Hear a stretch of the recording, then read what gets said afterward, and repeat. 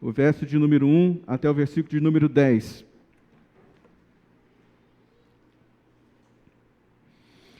Tenho 1 hora para falar ainda, então estou com tempo. Vamos lá, diz o texto de Lucas 7, verso 1. Tendo terminado de dizer tudo isso ao povo, Jesus entrou em Cafarnaum. E ali estava o servo de um centurião, doente e quase à morte, a quem o seu senhor estimava muito. Ele ouviu falar de Jesus e enviou-lhes alguns líderes religiosos dos judeus, pedindo-lhes que fosse curar o seu servo. Chegando-se a Jesus, suplicaram-lhe com insistência: esse homem merece que lhes faça isso, porque ama a nossa nação e construiu a nossa sinagoga. E Jesus foi com eles.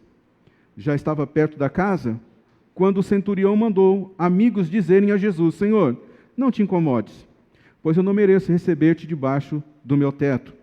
Por isso, nem me considerei digno de ir ao teu encontro, mas dize uma palavra e o meu servo será curado. Pois eu também sou um homem sujeito à autoridade, com soldados sob meu comando. A um eu digo vá, e ele vai. Ao outro venha, e ele vem. Digo ao meu servo faça, e ele assim faz. E ao ouvir isso, Jesus admirou-se dele, e voltando-se para a multidão que o seguia, disse: eu lhes digo que nem em Israel encontrei tamanha fé. Então, os homens que haviam sido enviados voltaram para casa e encontraram o servo reestabelecido. Amém. Deus abençoe a palavra dele no nosso coração. Esse texto aqui eu posso dizer que é um dos únicos, se não o único, texto dos evangelhos em que Jesus ele adianta uma vitória. Jesus ele adianta um processo. Imagina que Jesus está atendendo o pedido de um centurião, pedido ouvido através dos amigos. Jesus sai e vai até a casa do centurião. Mas antes de Jesus chegar na casa do centurião, o milagre já aconteceu na vida do servo. Quer dizer, a vitória desse homem levou apenas metade do tempo que demoraria. Em nenhum outro texto, Jesus adianta um milagre, em nenhum outro texto, Jesus ele faz algo assim tão rapidamente. Na verdade, existem textos aqui nas Escrituras, nos Evangelhos, que diz que Jesus se atrasa. Como, por exemplo, é o caso de Lázaro, Maria e Marta, né? As irmãs mandaram notícia para Jesus, diz: olha, meu irmão está doente, vem aqui, vem visitá-lo, vem nos ajudar. Mas a Bíblia vai dizer que Jesus demorou 3 dias para poder chegar até a casa de Lázaro. Então, quando nós encontramos um caso como esse, quando nós encontramos uma história como essa, em que um milagre ele aconteceu no caminho, uma vitória foi dada antes de chegar lá na casa do homem, certamente tem alguma coisa especial na vida deste homem, no comportamento deste homem, que fez Jesus adiantar o seu processo de milagre, a sua vitória. Quais são os princípios, quais são os valores, quais são as lições, o que esse homem fez para adiantar esse milagre na vida desse homem? E não sou eu quem digo, mas a própria Bíblia diz, né, que quando a gente demora para receber algo da parte de Deus, isso nos faz muito mal. Provérbios 13:12 vai dizer que a esperança que se retarda, ela deixa o coração doente, mas o anseio satisfeito, ela é a árvore da vida. Então, quando a gente assim está esperando algo poderoso da parte de Deus, quando a gente está esperando uma vitória da parte de Deus, quando a gente está esperando um milagre da parte de Deus, e isso demora a acontecer, isso vai adoecendo a nossa alma, isso vai adoecendo a nossa vida. 2 coisas começam a acontecer. Primeiro, você começa a desconfiar do seu nível de fé. Você diz assim: eu não tenho fé suficiente, eu devo estar fazendo alguma coisa de errado, porque a bênção não chega, eu estou orando constantemente, mas nada está acontecendo. Então, o primeiro lugar que você olha para você, está acontecendo alguma coisa de errado comigo. Ou a minha fé não é forte, ou a minha oração não está chegando a Deus, ou eu estou em algum pecado, por isso as coisas não estão acontecendo. E num outro momento, você começa a questionar Deus. Você começa a desconfiar o quanto Deus te ama, o quanto Deus te quer bem. Então, quando uma promessa, quando um milagre, quando algo da parte de Deus demora para acontecer na nossa vida, essas coisas começam a impedir o nosso avanço. É muito desafiador. Você está orando por algo e a única coisa que você vê é multiplicar o problema. É muito desafiador quando você, assim, está esperando que Deus faça alguma coisa e você percebe que não chega nunca. É muito difícil para a gente. Esse homem, a Bíblia diz que ele é um centurião. Não dá o nome dele, dá a função dele. Ele é um centurião. Então, a primeira coisa que você tem que entender, esse homem não era um homem de igreja. Esse homem, ele não era um crente. Ele não tinha uma vivência do cristianismo como nós temos hoje. Este homem, ele era um centurião. O que é isso? Ele era um pagão. A sua experiência com Deus, a sua experiência de espiritualidade, era uma experiência pagã. Assim, os romanos, eles tinham muito medo de ofender os deuses. Então, qualquer deus que eles soubessem que existisse, eles reverenciavam esse Deus, porque eles não queriam ofender Deus nenhum. Isso é tão verdade que eles pegam os deuses da mitologia grega e renomeiam eles conforme os deuses que eles achavam, porque eles tinham muito medo de ofender os deuses. Isso aqui revela para a gente que a mentalidade desse homem, a maneira de pensar desse homem, era uma maneira pagã. Esse centurião, ele era a maior autoridade nessa cidade, que era uma espécie de vilarejo. E também que alguém falou, eu entendi que... Era uma cidade pequena de Cafarnaum, mas ele era o comandante, ele era o governador, ele era aquele cara que foi destacado por Roma para poder botar ordem em Cafarnaum. E o que era colocar ordem em Cafarnaum? Colocar ordem em Cafarnaum era fazer com que todos aqueles homens, aquelas pessoas que faziam parte daquela cidade, pagassem os seus impostos. Então, o centurião, ele na verdade, ele precisava ser um homem bruto, ele precisava ser um homem duro, ele precisava ser um homem rígido. Todo soldado, sobretudo os comandantes, centuriões, eles eram treinados numa academia que, tipo assim, sabe aquele negócio que você vê hoje, aquela caveira com uma faca em cima? Eles eram aquele tipo de coisa, né? Bruto, rude, grosseiro. Mas olha que incrível. Quais foram as atitudes desse homem? Qual foi o comportamento desse homem que fez com que Jesus adiantasse, apressasse a sua vitória?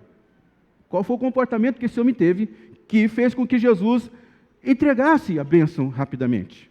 Primeiro, como é que eu adianto a minha vitória? Por entender a gravidade do que eu peço. Eu preciso entender a gravidade do momento.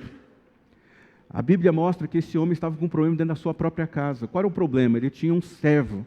Provavelmente, era um servo, a palavra que diz servo, escravo, quando você lê essas duas palavras, elas dizem a mesma coisa.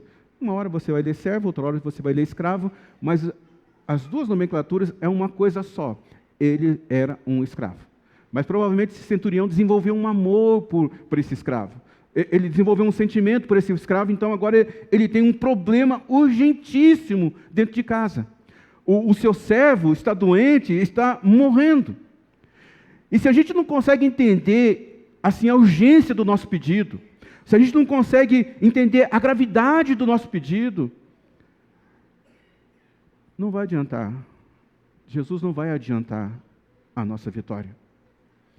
É incrível como algumas pessoas, elas começam a orar por um determinado assunto, e parece que aquele assunto é um negócio trivial na vida delas.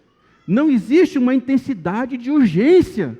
Assim, Jesus, eu estou precisando, olha para mim. Vai naquele negócio meio assim, não sei se ele quer muito fazer isso na minha vida. A pergunta é, o quanto você quer? O quanto você necessita da vitória, o quanto você necessita do milagre, o quanto você necessita desse pedido ser respondido. Porque tem algumas coisas, se elas são urgentes na sua vida, você entra numa espécie de guerra espiritual. O que é uma guerra espiritual? Eu vou orar mais intensamente por isso, eu vou jejuar por isso, eu vou ter uma postura, uma dinâmica espiritual diferente. Se há algo importante na minha vida, eu preciso dar esse tom de urgência. Porque tudo que você suporta na sua vida está autorizado a existir em você. Entende? se você está suportando o insuportável, se você está, assim, meio que negociando aquilo que você não pode negociar, esse negócio vai continuar existindo na sua vida. Você tem que olhar para o pedido que você tem para Deus e falar assim, Jesus, eu preciso muito disso, me ajuda. E esse centurião, então, ele olha para a situação que ele está, ele entendeu a gravidade do problema e ele entrou numa espécie de guerra espiritual. Você precisa fazer alguma coisa para mostrar a urgência do seu pedido. Ou você combina com Deus de orar em determinados horários. Tem pessoas que colocam o celular para tocar, porque todas as vezes que toca, assim, você está dirigindo, você está fazendo isso, está fazendo aquilo outro, mas tocou o celular, você lembra, eu preciso pedir para Deus isso de novo, eu preciso pedir para... Mas às vezes a gente é tão assim, que a gente fala assim, não, eu já pedi uma vez, será que ele não tem ouvido? Se ele quisesse me atender, ele ouvia da primeira vez. É a intensidade, o quanto você quer isso, o quanto você precisa disso. Então, assim, Deus coloca um sonho no seu coração, e você acha que o sonho é só seu. Deus brotou esse sonho no coração seu, porque é um sonho dele. Então você vê o sonho escorrendo entre seus dedos, e você não faz nada. Deus colocou um projeto no seu coração, e você começa a ter resistência para aquele projeto caminhar, e você não faz nada. Seja intenso. Jesus acelerou, assim, a resposta dessa oração, porque o homem mostrou urgência naquilo que ele estava pedindo. Você tem que mostrar urgência.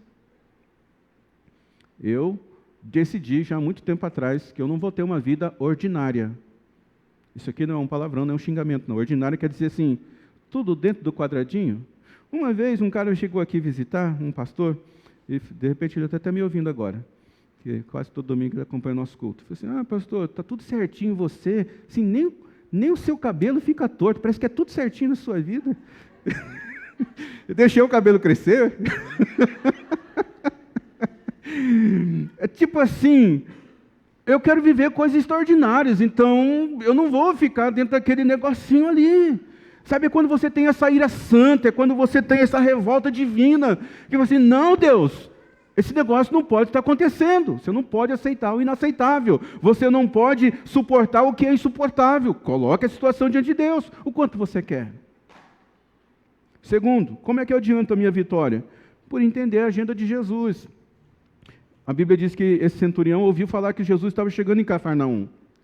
E Cafarnaum é o território em que o centurião manda, como eu acabei de dizer para você.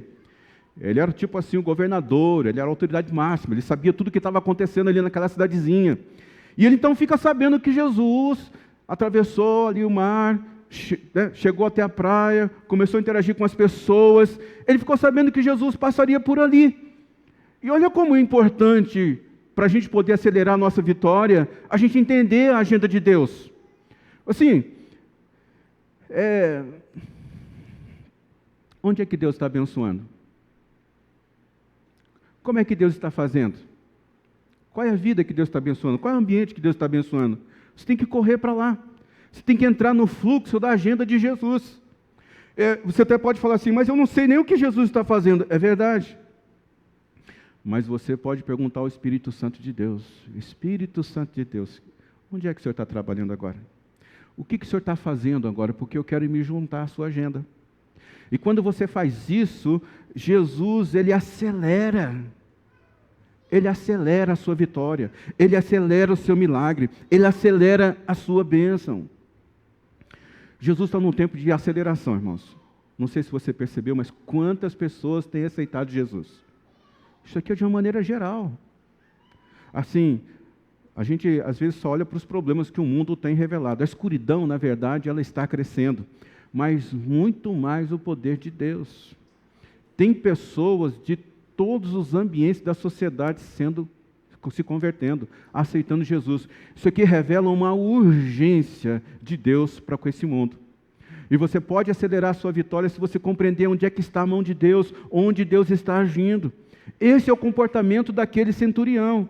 Então pergunta, Espírito Santo de Deus, o que você está fazendo? E deixa o seu coração acessível. Porque também se você perguntar para o Espírito Santo de Deus, e você começar a ficar pensando nas coisas, não. Se você perguntar ao Espírito Santo de Deus, ele vai imediatamente colocar uma impressão no seu coração. Você vai ouvir alguma coisa e você vai assim, ali Deus está trabalhando. Ali Deus está operando. E você se junta à agenda do Senhor. Terceira coisa, como é que eu adianto a minha vitória? Por comunicar aos santos os nossos desafios. A Bíblia diz que ele ouviu falar que Jesus estaria ali e ele enviou-lhes alguns líderes religiosos, judeus. Olha que sacada desse homem. Ele não pegou um centurião ou um guarda, um servo dele e mandou eles irem falar com Jesus. Ele pegou pessoas que eram judeus como Jesus e que tinham uma função sacerdotal. Quer dizer, pessoas que tinham acesso ao coração de Jesus. Pessoas que tinham acesso ao mesmo ministério que Jesus estava envolvido fazendo na terra naquele momento. E como isso é importante? A gente comunicar aos santos as nossas necessidades. Mas, irmãos, às vezes a gente é tão assim que a gente não pede oração. A gente não comunica para as pessoas, para os santos, a nossa necessidade. Eu não estou falando para você colocar a sua necessidade, ficar falando para todo mundo. Os santos, aqueles que têm um coração de Deus. Quem são essas pessoas?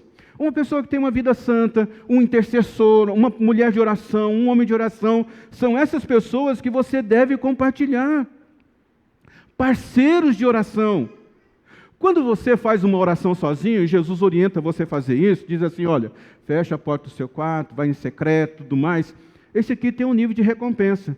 Mas quando você ora em grupo, é como se a gente formasse um conselho profético, de concordância.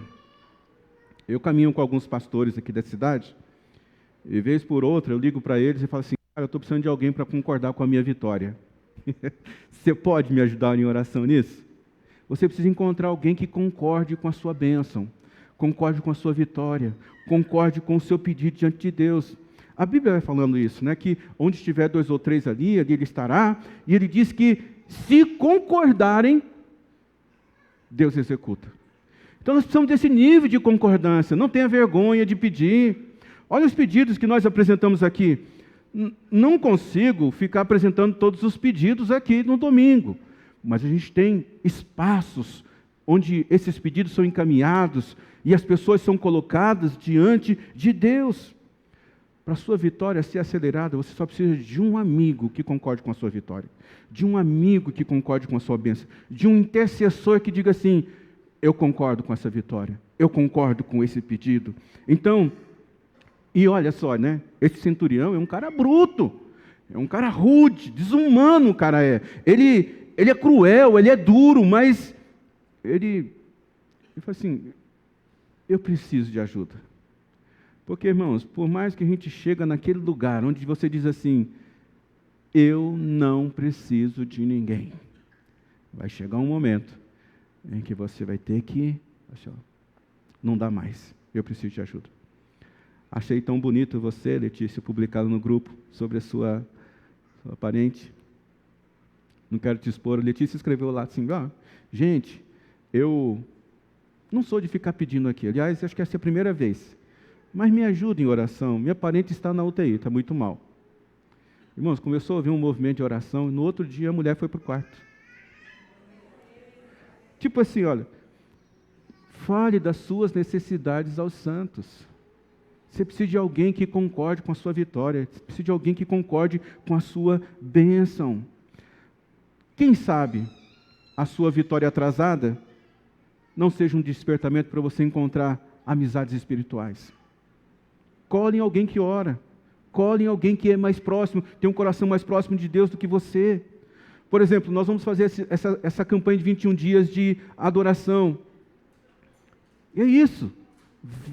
Nós vamos, com adoração e louvor, nós vamos abrir um portal onde as impossibilidades vão ter que se dobrar os joelhos, vão ter que se dobrar o nome de Jesus, entende? Nós vamos formar um conselho profético, um concordando com a vitória do outro, e nós vamos ver milagres acontecendo, nós vamos ver, assim, limitações terrenas serem quebradas. Nós vamos compartilhar as nossas necessidades aos santos. Quarto, como é que eu adianto a minha vitória? Quando você conhece o caminho do coração do Pai. Se você é pai, se você é mãe, O texto aqui diz que suplicaram-lhe com insistência. O que é uma súplica? Uma súplica é um grito amargo da alma. É um grito dramático da alma. E esses homens ficavam falando assim: Jesus, o senhor tem que atender a necessidade desse homem. Todo filho, logo nos primeiros meses, já aprende o caminho do coração do pai e da mãe. Nenhum filho, e a gente faz assim, né? Quando o filho vem pedir: você tem que fazer mesmo, porque você é meu pai e você é minha mãe. Você tem que fazer mesmo, porque eu não pedi para vir no mundo. Como é que faz o seu coração? Fecha na hora.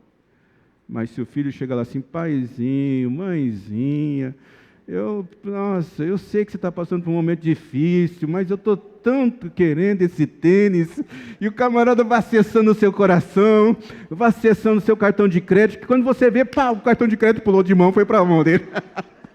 Mas assim, meu Deus do céu, por quê? A gente precisa acessar o coração do pai. Como pais que somos, a gente sabe como os filhos conseguem acessar o coração. Como é que nós acessamos o coração? Foi tão... Eu achei incrível o nosso momento de adoração hoje. Porque às vezes as pessoas me veem assim, tão, às vezes sério, assim, parece que eu não gosto de nenhum tipo de manifestação assim, espiritual. Eu falei assim: filho, eu não tenho nada a ver, eu não tenho nenhuma dificuldade com você. Inclusive, quando eu coloco alguém aqui para pregar, para fazer um momento diferente, eu faço justamente porque se as pessoas gostassem do jeito que eu falo, só ia ter eu e mais um aqui. Então, quando eu tenho uma diversidade, eu tenho uma diversidade de linguagens. E sim, você pode falar aqui durante a celebração: Pai, eu te amo, Pai, eu te adoro, Jesus, tu és maravilhoso. Você pode entrar nessa atmosfera, porque é assim que a gente ganha o coração de Deus. Esse é o acesso para o coração do Pai. Eu assim: Pai, eu preciso que a tua mão me abençoe, mas Pai, saiba que não é só a sua mão que eu quero sua companhia. Pai, eu preciso que o Senhor me dê isso, mas eu não estou te buscando só porque o Senhor me dá coisas, eu estou te buscando porque, cara, o Senhor é o meu Deus, eu não tenho para quem recorrer. Você entende? Se você vai acessando o coração do Pai. E quando você vai fazendo essas coisas: eu te amo, eu te adoro, eu te louvo, tu és o bendito da minha vida, você vai entrando no radar de Deus. Foi o que aconteceu com esses caras. Eles insistiram. Jesus estava ali ocupado com um monte de gente, mas ele viu aqueles homens insistindo. Eu falei: opa, tem alguma coisa, tem uma intensidade diferente aqui, tem um negócio diferente acontecendo aqui. E Jesus para e acelera a bênção do cara. Sabe, às vezes a gente está muito cansado. Como a gente está cansado? Todos nós aqui trabalhamos muito, incansavelmente. Às vezes a gente está cansado com a rotina do trabalho, às vezes tivemos um dia muito tenso, e a gente, às vezes por causa dessas coisas, a gente não consegue parar e acessar o coração do Pai direito. Você tem que escolher as suas prioridades. Em algum momento, você vai ter que parar, nem que seja 1 minuto. Você vai ficando na presença de Deus. Você fica 1, 2, 3, daqui a pouco você fica 1 hora na presença de Deus. De tão gostoso que é. O cansaço vai, os problemas ficam para trás. É isso que Jesus faz: peçam e lhes será dado, busquem e vocês alcançarão, vocês encontrarão, bata e a porta será aberta. Ele diz assim: se vocês são maus e sabem dar bons presentes para os filhos de vocês, quanto mais o Pai Celestial lhes dará tudo o que vocês pedirem. Irmãos, Deus é bondoso, muito bom. Quinto, como eu adianto a minha vitória? Resolvendo as pendências ao meu redor. Então, ele diz assim: chegando-se a Jesus, suplicaram-lhe com insistência, dizendo assim: este homem merece que se faça isso. Que expressão linda! Este homem merece que se faça isso. Interessante que muitos de nós não chegamos diante de Deus e falamos assim: Deus, eu mereço. Deus, eu mereço. Faz isso na minha vida porque eu mereço. Você está certo em não fazer isso porque você está demonstrando um nível de humildade. Agora veja que não é o centurião que está chegando diante de Deus falando assim: Deus, eu mereço. Quem está falando aqui que ele merece são os amigos deste homem. E a Bíblia vai dizer, né, que não faça elogios a si mesmo. Deixe que os outros façam os elogios para você. Agora, olha que coisa poderosa essa, né? Esse centurião estava ali para colocar ordem na casa. Qual que era a ordem? Recolher impostos cada vez mais para Roma. E ninguém gostava, nem um judeu gostava de um centurião. Ninguém gostava de um cobrador de impostos. Então, esse centurião, ele teve que forçar o povo a pagar imposto. Eles tinham que prender aquelas pessoas que desobedeciam e não pagavam. Mas esse centurião, ele ganhou um testemunho entre as pessoas. De que jeito? Olha que poderoso. Bondade e fidelidade. Ganhando o favor de Deus, favor dos homens e uma boa reputação. Esse homem teve o respeito dos judeus. Por quê? Os judeus chegam diante de Jesus e dizem: este homem merece. Irmãos, Deus não vai abençoar todo mundo. Eu me desculpo dizer isso para você. Deus vai abençoar aquelas pessoas que têm as suas pendências resolvidas. Deus vai abençoar aquelas pessoas que andam com a vida certa. Deus não abençoa gente que tem pendência. Deus não abençoa gente que tem a vida torta. Por quê? Porque se Deus abençoar a gente com a vida irregular, Ele vai instituir que se você fizer o que você deixar de fazer, de qualquer jeito Ele vai te abençoar. E não é assim. Nós vamos resolver as nossas pendências.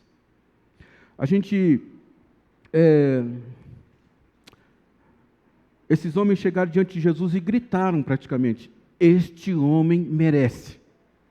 Este homem merece. Por quê? Porque esse cara, apesar de ser rude, isto é, está ali para implantar uma lei, ele ainda conseguiu resolver as suas pendências com as pessoas. Então, às vezes a gente tem dificuldade de ter conversas difíceis. Eu sou assim, eu tenho dificuldade. Às vezes a gente por conta disso, a gente desfaz as amizades muito fáceis.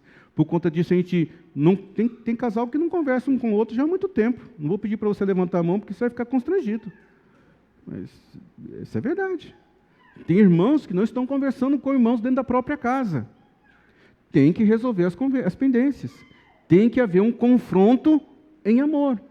Agora, como é que faz isso? Muitos de nós não sabemos. Por isso que você precisa vir quinta-feira aqui e aprender com a gente, na Palavra de Deus, como é que a gente faz isso. Sabe? Agora, veja só. Você brigou com alguém, você fala assim: não, eu só vou até essa pessoa quando essa pessoa vier até mim. Eu só vou, perdoar quando ela me perdoar. Eu não fiz nada. É ela que virou as costas para mim, ela que virou... eu não tenho nada a ver com isso. O problema é dela, não sou eu. Mas como é lindo, como é maravilhoso. Um ser humano, um crente, quando no meio dessa confusão, ele estende a mão. Vai cumprimentar, estenda a mão. Eu estou aqui. Se virar um abraço, melhor ainda. Mas se não virar um abraço, você estendeu a mão. Todas aquelas pessoas que estendem a mão, duas coisas elas demonstram. Primeiro, que elas estão sob controle da situação. Quando você ficar com a mão encolhida, eu não vou lá porque ele brigou, não foi culpa minha, foi culpa dele, ele que tem que pedir perdão, isso, aquilo, outro. Você continua se igualando por baixo. Quando você estende a mão, você toma o controle da situação. Outra coisa que acontece quando você estende a mão, você demonstra honra para com a pessoa e você também fica num lugar muito honrado. Estenda a mão, resolva as suas pendências. Quem sabe esse aperto de mão não vire um abraço e não vire em um perdão. Porque você tem que fazer tudo o que você puder para poder ter paz com todos. Nem sempre a gente vai ter paz com todo mundo, mas a nossa parte nós precisamos fazer. Sexto, estou terminando. Como é que eu adianto a minha vitória? Ame o povo de Deus, ame a igreja de Jesus. O texto diz aqui que as pessoas chegam diante de Jesus e dizem assim: ele merece. Por que ele merece? Porque ele ama a nossa nação. Então, qual que era a nação aqui? Era judeu. O judeu não gostava de centurião, o judeu não gostava dos romanos. O judeu, odiava porque eles estavam debaixo do domínio dos romanos. Mas esse centurião era diferente. Esse centurião diz aqui que ele amava a nação. Ele ama a nossa nação. Irmãos, nós precisamos amar a igreja. Nós precisamos amar o povo de Deus. Eu estou eu não era muito de ficar na internet, mas esses dias, não sei o que está acontecendo, porque eu estou muito no tal do Instagram lá. E vai puxando os vídeos assim, é uma pessoa falando mal da igreja. Vai puxando os vídeos assim, vai assim, onde é que Jesus ensinou isso? Vai puxando o vídeo assim, trazendo descrédito para a igreja, falando mal do corpo de Cristo. Que desserviço essa pessoa está fazendo? Sabe, quando você posta alguma coisa contra a igreja, quando você fala alguma coisa contra a igreja, é horrível isso. A Bíblia vai dizer que Jesus, Cristo amou a igreja e entregou-se a si mesmo, por ela, para santificá-la, tendo purificado pelo lavar das águas mediante a palavra, e apresentá-la a si mesmo como uma igreja gloriosa, sem mancha, sem ruga ou coisa semelhante, santa e inculpável. Pior besteira que nós podemos fazer na vida é falar mal de igreja. Não fale mal de igreja. Você pode falar assim, não, mas tem lá Universal.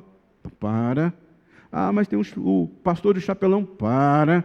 Ah, mas tem o Silas Malafaia. Para. Você está entrando num campo perigoso. A igreja é a menina dos olhos de Deus. E você faz parte. Ame o povo de Deus. Você pode até não concordar, você pode até não gostar, isso pode até não ser o seu estilo, mas coloque guarda na sua boca quando você for falar mal da igreja. Eu não estou falando dessa igreja, porque todo mundo aqui fala bem dessa igreja, graças a Deus. Não é, Bia? Todo mundo aqui não fala mal de mim, nem da igreja, não fala. Tudo aqui é tudo gente boa, graças a Deus. Eu estou falando quando a gente fala mal das outras igrejas. Das outras igrejas, a gente não pode falar mal de nenhuma igreja. Não fale mal do povo de Deus. Isso acelera a nossa vitória. Como é que eu adianto a minha vitória? Faça do seu dinheiro um memorial na presença de Deus. Então ele diz aqui, olha, ele merece por quê? Porque ele ama a nossa nação e por quê? Porque ele construiu a nossa sinagoga. Meu Deus do céu, ele construiu a nossa sinagoga. Quando você vai em Jerusalém, os guias, geralmente eles dizem assim, ó, aqui neste lugar pode ser que Jesus tenha pisado aqui, ou foi mais para lá, ou foi mais para cá, né? Mas nós visitamos a sinagoga de Cafarnaum.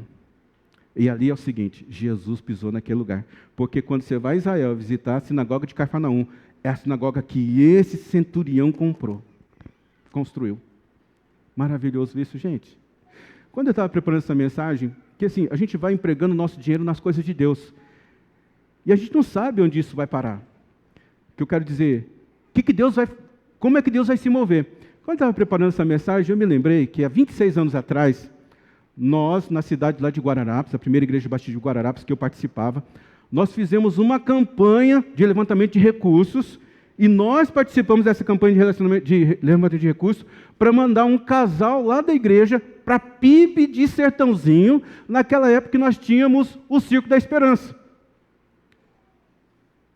Eu nem sabia que um dia, a oferta que eu ajudei a levantar lá em Guararapes, eu estaria pastoreando essa mesma igreja. Maravilhoso isso. Esse homem construiu a nossa sinagoga. Pega o seu dinheiro, aplique nas coisas de Deus. Não estou falando para você dar todo o seu dinheiro, dar a sua casa, seu carro. Se você quiser, tiver 2 carros, quiser dar um aqui, vai ajudar. Se você tiver... O que eu quero dizer para você, quando você estiver mexendo com as suas finanças, lembra de uma parte dela, edificar o reino de Deus, a igreja do Senhor Jesus Cristo, porque assim, se torna um memorial diante de Deus. Quer dizer que todo mundo que dá dinheiro, Deus vai dar dinheiro para você de volta? Eu acredito que sim, porque quando você faz algo assim, é como se um memorial levantasse diante do Senhor e está sempre na vista dele. Jamais imaginei que a oferta que eu entreguei há 26 anos atrás ia edificar essa igreja e eu seria o pastor dela. Isso sem contar que o pastor Nelson, que pastoreou antes de mim, que me pastoreou por 7 anos, o pastor Francisco, que me pastoreou por 7 anos, também foram pastores dessa igreja. Coisa maravilhosa é você investir no reino de Deus. Cornélio é um outro centurião que, eu estou sem tempo, mas vou contar rapidinho, tenho só 5 minutos para terminar. Pedro entra num transe assim, espiritual, e lá naquele transe, Deus disse para Pedro, não chama de impuro aquilo que eu chamo de puro. E o Espírito de Deus mandou Pedro visitar um centurião chamado Cornélio. E quando Pedro chega na casa de Cornélio, Pedro diz assim para Cornélio, que era um centurião, as suas orações e as suas esmolas chegaram até o céu. É um memorial que a gente levanta com os nossos recursos financeiros. Oitavo, como é que eu adianto a minha vitória? Entendendo a revelação de quem Jesus é. Então, Jesus estava indo para a casa desse homem. O texto diz, né? Porque quando eles chegam assim e argumentam, ele fez isso, ele fez aquilo, Jesus diz, vamos. Jesus não fala assim, deixa eu passar ali, vamos. E ele está então saindo do lugar onde ele estava, indo para a casa do centurião. E nisso o centurião estava sentado lá, eu estou imaginando, ele está sentado na cama, olhando para o servo doente, lembrando que mandou os servos lá e falar, os religiosos, e falar com Jesus. E ele está pensando na sua própria vida, ele diz assim, não, eu não posso permitir que Jesus entre nessa casa, porque eu sou um homem impuro. Eu não posso permitir que Jesus esteja debaixo do mesmo teto que eu. Olha a humildade deste homem. Quando ele olha para si, ele recebe uma revelação de quem Jesus é. Jesus é santo. E dentro da vida que eu tenho, que não é uma vida de santidade, eu não vou conseguir comungar com Jesus. Então ele diz, Jesus, dize apenas uma palavra. E Jesus olha para a expressão e diz assim, eu não vi uma fé tão grande como essa, nem em Israel. Quando é que a gente tem revelações poderosas de quem Jesus é, de quem Deus é na nossa vida? Quando a gente está passando pelos desafios da vida. Está passando por um desafio de falta de provimento? Você suplica e Deus se revela como Deus provedor. Doença? Deus revela aquele que sara. Você está agitado como um mar turbulento dentro de você? Você busca Jesus e Ele vem e acalma a sua tempestade. Ele é aquele que dá a paz como ninguém outro é capaz de dar. Para cada situação da nossa vida, você recebe uma revelação de quem Jesus é na sua vida. Se você permanecer ali, você vai conhecer outras facetas do poder de Jesus na sua vida. E é a humildade que, sim, eu não sou merecedor de receber Jesus no mesmo teto. Dize apenas uma palavra. Essa coisa aqui é fantástica porque a palavra de Jesus ela é infalível. A palavra de Deus ela é infalível. A palavra de Deus ela é poderosa. Se você pegar a palavra de Deus e somente recitar ela sobre a sua vida, você já vê uma transformação muito grande sobre a sua vida, sobre a sua circunstância, sobre a sua atmosfera. Jesus parou no meio do caminho, nem precisou chegar na casa do cara, e o servo dele já foi curado. Hoje, eu vim aqui com isso no meu coração, para dizer para você que a sua vitória está sendo adiantada. A nossa vitória está sendo adiantada. Porque eu estou diante de de pessoas que temem a Deus, que são humildes, que acessam o coração do Pai. Deus vai adiantar as coisas na sua vida. Sua vitória vai ser rápida. Talvez pudesse demorar dias, anos e meses, mas por causa do seu coração, Deus está adiantando o milagre dele na sua vida. Fique em pé, eu quero orar por você.